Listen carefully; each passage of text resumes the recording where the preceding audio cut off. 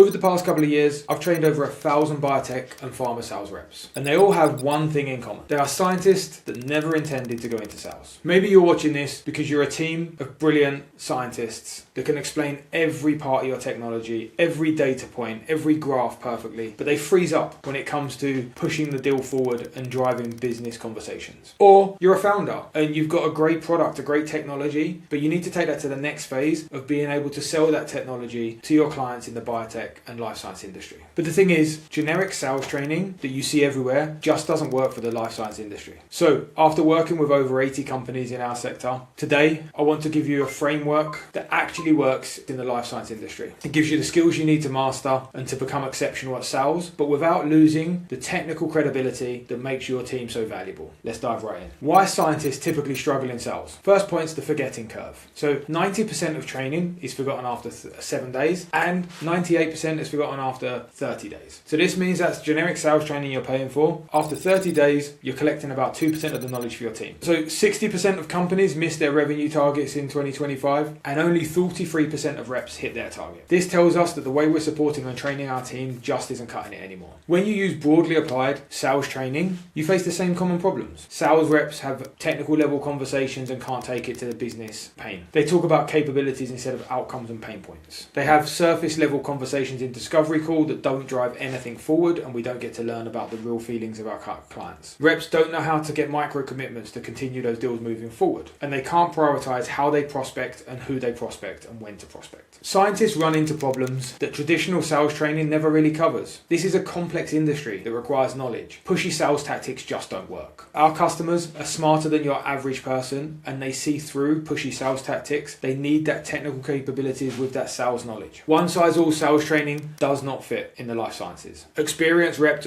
think they already know everything if you're training too low level. New salespeople are completely lost and can't keep up. Scientists who switch to sales were never taught to sell, but they may be really intelligent and really knowledgeable. So we need to find a way to train these people that's relevant to them and their pace of sales knowledge and their pace of technical knowledge and where they fit in that process. Now, really quickly, before I get into the actual training and the actual tips that I'm going to talk to you about today, if you want to train your reps effectively, but you don't want to go through this process, you just want us to take care of it, then you can skip the rest of this video, click on the link below, reach out to us and have a call where we can decide where your exact training needs are and where your team's needs are. Using skill stacking. This is one of our most effective training tools we use in our sales training. What is skill stacking? Skill stacking is a way to build in repetition and knowledge and skills that is relevant to each rep or each team at the right time. What do I mean by this? If we take soccer or football, depending on where you're from, and you put someone on the pitch and you said, play like Messi, do everything that guy does. That would not be technically wrong. However, there are a million different things that this player does to be that great, and each one of those skills, from passing to shooting to crossing, all have lots of little elements that are built up within them. So actually, if you would have said, we want you to play like Messi, we're going to start with passing, here's the basic skill for you, here's the next skill, here's the next skill, and you start to stack these skills in each technique in each area, then gradually you can bring that person up to that level. However, somebody else may not need to start at 101 and can start at 103 skill, so you start them there and stack on from there. And over time, you get your whole sales organization to the same level with stacking these micro skills. So for skill stacking, we use a 3-step process. We assess, so we look at each individual's capabilities, each team's capabilities, then we learn, we teach. So then we start to build those skills incrementally. Then we coach. By coaching, we can assess and check in and train on those skills routinely. And then we repeat for the next skill. And this allows us to continue with our stacking and actually start to combat that forgetting curve. After working with thousands of life science reps, we found that there are 8 core competencies that people need to master. Understanding the science. You can't fake scientific credibility, and normally within your company you will have many scientific people. However, you can't also just pick up a textbook or a publication and hand it to someone and expect them to buy. You need to be able to transfer that data, that knowledge, that technical expertise into digestible format that allows people to see how and when they will buy from you. And also how your problem actually solves the pain that is pointing to. Planning and prioritizing territories. Top performers focus on the accounts that will bring them the biggest return for their effort. And this is not a simple thing to learn, but it is easily taught with skill stacking. It's not about having the most accounts, it's about understanding which which accounts deliver the most revenue. Looking for companies that have budget, have the urgency, have the problem you can solve, and are a right fit for your product. The next one is generating leads through outreach the right way. We always talk about the spam cannon. No one wants to write a template and hit send, and it definitely doesn't work anymore. So instead of sending hundreds or thousands of generic messages, we like to use a value-first outreach approach that precisely targets decision makers, starts with their research publications, their problems and their pain points, and we use tools like Clay and various other list build tools to automate this process. When doing outreach this way, we've seen rates jump from 3% to over 20% just by personalizing the first line. So what's one of the other problems? Having strong discovery questions that find out the pain points of your customers. It's important to ask the right technical questions. By asking technical questions, we're able to see what lies underneath and what the actual pain is. You should go beyond the what keeps you up at night and actually ask specific questions about bottlenecks or failed experiments. The best discoveries uncover the problems that the customer didn't even know they had. I'll give you some good questions to ask a bit later on.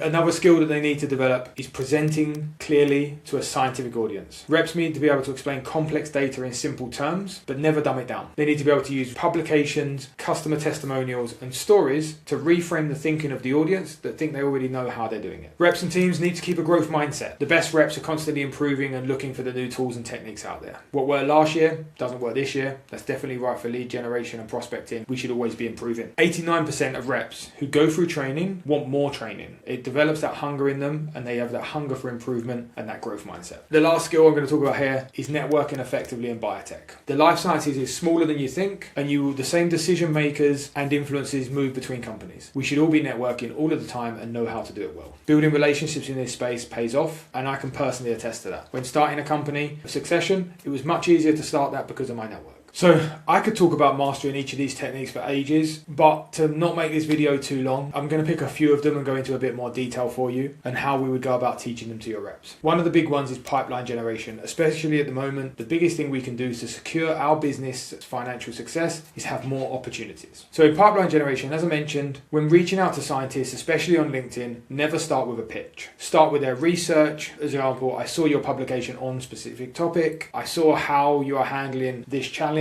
or how is this working in your current workflow. We tested this approach and we got a 21.2% reply from our list that we messaged out to. Never use generic templates. Scientists can spot these a mile off. We're so used to seeing them now, everyone spams out generic templates. Never do this. Take the time. Actually, accuracy is better than throughput, but if you're going to sacrifice one, sacrifice throughput over accuracy. However, you can do both. Discovery. Here's the 3 questions that I like and often work in the right scenario. So here's a few I can mention for you. If nothing changed for 6 months, what breaks in your workflow and why? Walk me through the last time this went wrong and what was the root cause and downstream impact of that. Who else is affected by this decision and how would they measure success if we fixed it? What these questions do is open a conversation and a thought process that allows the customer to start talking to you about their challenges in an open format where they're going to start to share more information than if you gave them a closed question or tell me about this. These kind of open technical questions about their daily life always work well. And the last one we're going to go into is deal management. Deal management is all about the ability to know who are the decision makers, who are the influencers, who are the budget holders, and how we can quickly get all challenges moved out of the way to move the deal forward quickly. Always create a mutual evaluation plan. This really helps. When you say something's mutual, the other person is invested in it. If you create a plan and tell them that's the plan, they're not invested in it. You create one together about what the process is, what we're going to solve, and how we're going to move forward, they're invested in it too. Scientists love structure and process, and this really helps them see what the stages are and what's next and how they can navigate them in advance, and this stops the deal slowing down. They also appreciate the transparency, so show them where the return on the investment is for this opportunity. Here's an example of how we would map these skills across quarters with the company so that we can build out a great training plan that isn't forgotten instantly or after 30 days and actually starts to build skills your company, your team, and your objectives need to hit your targets this year. So in Q1, we could focus on things like pipeline generation, discovery, and presenting, and we would work on those skill stackings to get everybody to a comparative level across those. In Q2, we layer in the scientific expertise and the advanced discovery questions. In Q3, we deepen scientific expertise again, and we look at territory planning and deal management. In Q4, we master all 8 competencies together. I've got this skill stacked, and now we can start to consolidate and use them all together across this process. This allows your team to learn and implement simultaneously, so you're not waiting for the whole 4 quarters to implement this process, but it allows them to learn, pay pace that is suitable for them, and they can start to implement and use these skills straight away to impact your pipeline, impact your deal process. But by the end of it, they've generated all 8 competencies. So how can you implement this with your team? We said at the beginning, you can work with us and we'll help you do this, but I'd like to give you a framework of how you could do this yourself. So if you want to implement this with your team, start with an honest assessment. You can't fix what you can't measure and you don't know about. So you want an honest assessment with each team member. Look at call recordings, look at pipeline data, and look at rep self-assessment. This gives you a good starting point and a good place to look for where they need to improve. We found most teams have similar gaps initially, and it's normally with discovery and pipeline generation. When we run through this, we have a series of questions, a document that we ask, and we ask all managers to assess every rep they have and all reps to assess themselves, and then we overlay that data to look at where the skills gaps are, because often they'll be similar, but there will be some shock results in there that you need to look at. Now you have the information of where to start with each rep and what their gaps are. Now you want to create a personalized development plan for each of them as a starting point. Prioritize 1 to 2 skills per rep, per month, per quarter, what seems achievable based on other workload. Set clear expectations that this is something we're doing and we are going to measure, and turn that assessment into an action plan. Ask them to go away and put micro steps beneath it. Have regular refresher sessions. As I've said throughout the video, repetition is key, especially if you don't want to have that forgetting curve. You need weekly catch-ups about what they're learning in your one-to-ones and monthly in-depth sessions to check for these improvements. Sometimes improvements will be small, but as long as people are moving forward and doing the work, that's great. If you can